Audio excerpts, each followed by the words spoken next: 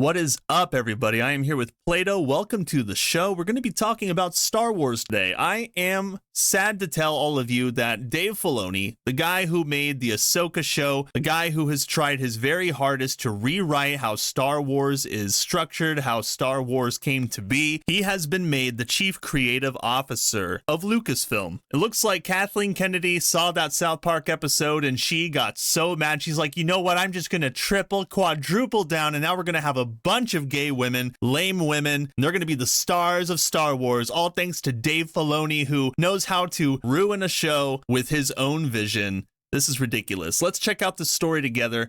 Dave Filoni has been promoted to Chief Creative Officer at Lucasfilm. The executive revealed in an interview with Vanity Fair. By the way, I checked out that review. It is ridiculously long. I'll try to go through a couple of pieces inside of that interview, but I'm not going to read that entire thing. It is insanely long. It'll just take forever. It'll take me like half an hour. So President Kathleen Kennedy will continue leading the company. Great. Filoni will now work more closely with Kennedy and veteran producer and head of development Carrie Beck to create and oversee the next generation of Star Wars shows and films. In this new role, it's opened up to basically everything that's going on, Filoni said. When we're planning the future of what we're doing now, I'm involved at the inception phase. So whenever someone brings him an idea, he's going to say, I think it's good, but is Ahsoka going to be in it? And they're going to be like, wait, what? No, this is going to be an original character. Yeah, well, you need to find some way to put Ahsoka in it, as well as Sabine and Ezra. Well, wait, what about our own vision, Dave? No.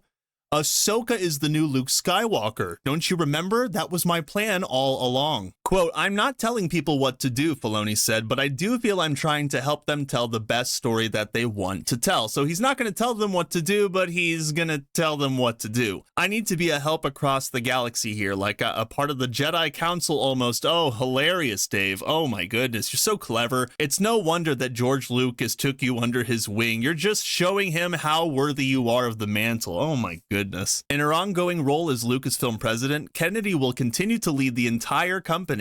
Beck will focus on bringing in new storytellers into the Star Wars universe. Meanwhile, Filoni will provide feedback and guidance on Star Wars narrative and storytelling. Probably means that all of the original characters that he made are somehow going to be threaded into all of the future stories for any Disney Plus show that comes out or movie that comes out. You gotta make sure that Ahsoka's in it, okay? That's his baby. Dave Filoni doesn't care about anything else. It has to be Ahsoka. After dedicating over a decade to shaping Star Wars animation through shows like the galactic rebel adventure Rebels, Filoni began gradually immersing himself in the world of live-action filmmaking. He took on a hands-on producer role for the first-ever live-action Star Wars serial The Mandalorian, which, by the way, only the first and second season were good, and in my opinion, the third season was absolute garbage. And now they're using The Mandalorian as a vehicle to push their other shows like Ahsoka. That was pushed because of the success of The Mandalorian, and it ended up being a very colorful, splotchy mess that ended up ruining the entire mythos of Star Wars because he wanted to shape it into his own vision, not continue George Lucas' legacy as he claimed he wanted to do. But let's continue, as well as its spin-off, The Book of Boba Fett, which was also trash, collaborating closely with director Jon Favreau to bring these slice-of-life stories from a galaxy far, far away to the small screen. Dave Filoni first broke out in the Star Wars universe nearly 20 years prior as a promising young talent tapped by George Lucas to extend the sci-fi saga into an animated territory through the groundbreaking Clone Wars series. Filoni's most recent series, Ahsoka, recently wrapped its first season 8-episode run on Disney+. The show centered on Rosario Dawson's Jedi grappling with her legacy of being trained by Anakin Skywalker, the mentor who became Darth Vader. Just to give you a little bit more insight into the goal that Dave Filoni has for Star Wars, I opened up that Vanity Fair article, which, of course, again,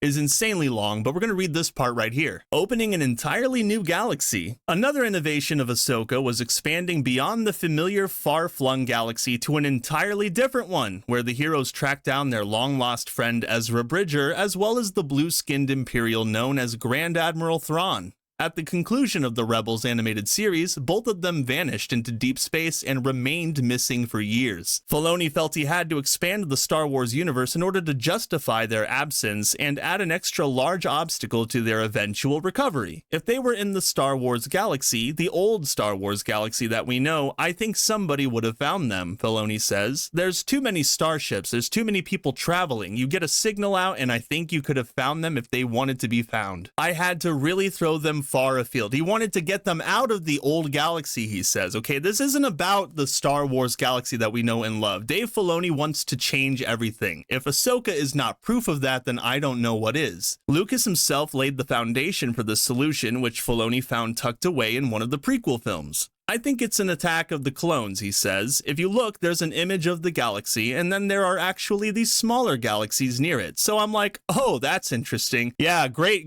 job, Filoni. Great job, Kathleen Kennedy. I'm so excited to see where Star Wars goes at this point. You know, I barely ever make Star Wars content on this channel, but if this is the path that they continue to go down with Kathleen Kennedy completely ignoring all of the backlash that she's been getting and Lucasfilm refusing to get rid of somebody that has done so much damage to the Star Wars mythos, then I'm going to have an absolute blast calling out this nonsense, because making Dave Filoni the CCO of Lucasfilm has to be one of the most vengeful decisions that Kathleen Kennedy has ever made. And some people argue that Kathleen Kennedy just doesn't have anybody else that she can put in this position except for Dave Filoni. And if that's the case, then Star Wars is more doomed than any of us can possibly imagine. I hope you guys enjoyed this video. If you haven't had the chance to share it with your friends and hit that like button, that would be awesome. And hey, if you're feeling ultra spicy, consider subscribing to my channel so that you're always up to date on what kind of thing I've got going on. I look forward to seeing you all in the next one. Later. Meow meow.